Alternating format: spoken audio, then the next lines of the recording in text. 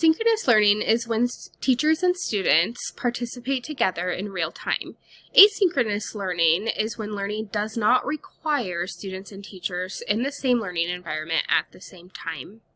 Creating synchronous learning environment imitates an in-person classroom experience along with communal engagement, dynamic learning, and instructor involvement, whereas asynchronous learning allows students the freedom to manage their own schedules and work at their own pace. There are both pros and cons to both asynchronous and synchronous learning. Pros for synchronous learning go along the lines with direct and immediate opportunities for assistance. Synchronous learning is more structured. There are predetermined learning hours, and in-person instruction helps create strong relationships among peers and teachers. Pros for asynchronous learning is a flexible schedule. Students learn at their own pace. Students are also able to revisit materials and lessons on demand, and there is an elimination of interruptions of classroom instruction, whether it's from life or other students in the classroom who make learning a little more difficult for others. There are also cons to both synchronous and asynchronous learning. Cons of synchronous learning is there can be many student or life interruptions that create challenges for students who need more one-on-one support.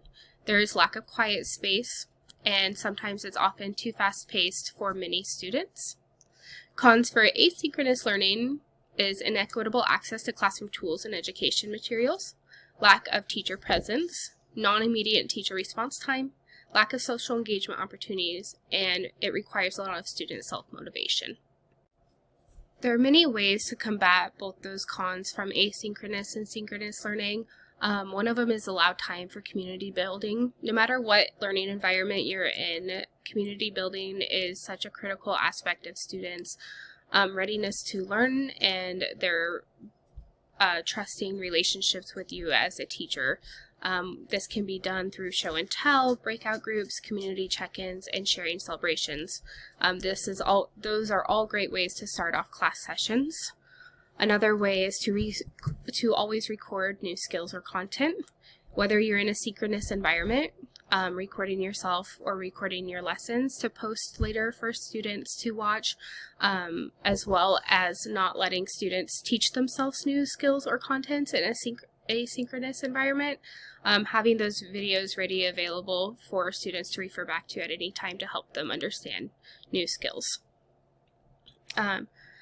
It's also super important to give students feedback and guidance.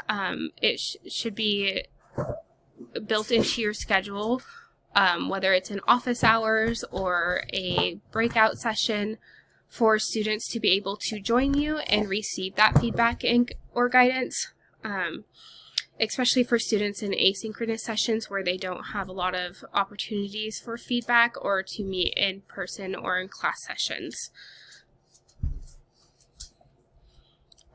Or you can organize small group discussions, especially in asynchronous environments. They don't have a lot of opportunities for peer engagement. Organizing small group discussions for students help them to delve deeper into classroom materials. This also helps students stay socially and cognitively connected to the class. Video conferencing allows students to conference with peers in real time, which replicates components of a traditional classroom, which will help them connect better.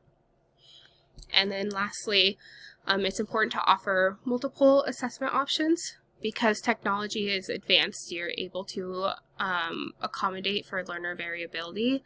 Offering students multiple options allows for students to choose which option best fits their needs and best way to show their proficiency with all content areas.